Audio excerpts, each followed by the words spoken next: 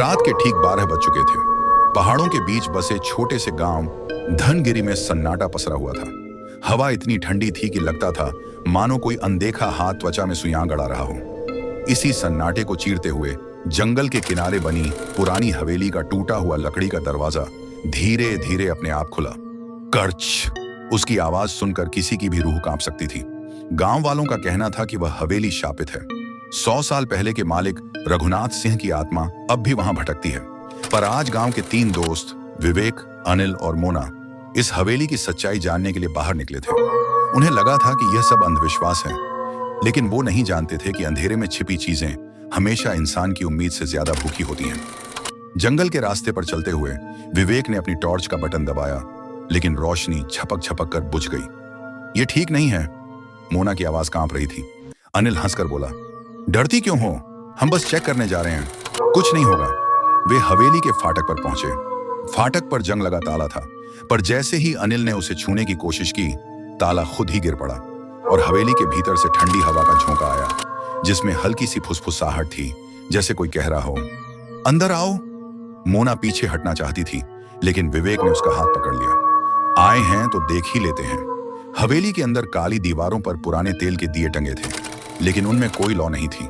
फिर भी हल्की सी पीली रोशनी चमक रही थी। ऐसा लग रहा था जैसे दीवारें खुद सांस ले रही हों और हल्की हल्की धड़क रही हों। अचानक ऊपर की मंजिल से किसी के चलने की आवाज आई, ठक ठक ठक। विवेक ने टॉर्च दोबारा चालू करने की कोशिश की और इस बार वह चल पड़ी। रोशनी जैसे ही ऊपर की सीढ़ियों पर पड़ी, उन्हें एक पल के लिए लगा कि सीढ़ियों के आखिर में कोई खड़ा है। लंबा सा साया, बिना चेहरे का। मोना चीखने वाली थी कि तभी वह साया जैसे धुएं में बदलकर गायब हो गया। तीनों अब डर चुके थे, लेकिन वापस जाने का रास्ता उतना आसान नहीं था। हवेली का दरवाजा अपने आप बंद हो चुका था। हम फंस गए हैं, अनिल की आवाज टूट रही थी। तभी एक कमरे से खटर पटर सुनाई दी, जैसे कोई सामान घसीट रहा हो। विवेक ने हिम्मत जुटाई और दरवाजा धकेला। अंदर एक पुरानी मेज थी और उसके ऊपर धूल से ढकी एक डायरी पड़ी थी। उसने जैसे ही डायरी खोली, पहले पन्ने पर लिखा था, जो यह पढ़ रहा है मर चुका है। टॉर्च की रोशनी अचानक कम हो गई। कमरे की हवा भारी होने लगी।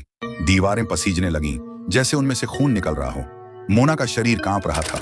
चलो यहां से चलें। अचानक हवेली में एक जोरदार आवाज गूंजी, अब तुम मेरे हो। और टॉर्च की रोशनी बुझ गई। अंधेरे में किसी ठंडी उंगली ने विवेक के कंधे पर हाथ रखा। किसी अनदेखी शक्ति ने अनिल को जोर से पीछे खींचा। उसकी चीखें पूरे घर में गूंज रही थीं, पर उसे दिख कोई नहीं रहा था। मोना दीवार की तरफ भागी, लेकिन दीवार पिघलने लगी, जैसे चिपचिपा काला धुआं उसे अंदर खींच रहा हो। उसके नाखून दीवार पर रगड़ते हुए लंबी खरोंचें छोड़ रहे थे। एक एक कर तीनों की चीखें धीमी होती गईं। हवेली फिर शांत हो गई, बिल्कुल वैसी ही जैसे सदियों से होती आई है। सिर्फ इतना फर्क हुआ कि अब हवेली में एक नहीं 3 नई परछाइयां घूम रही थीं, जो अगले मेहमान का इंतजार कर रही हैं। बाहर हवा फुसफुसा रही थी। कौन अगला?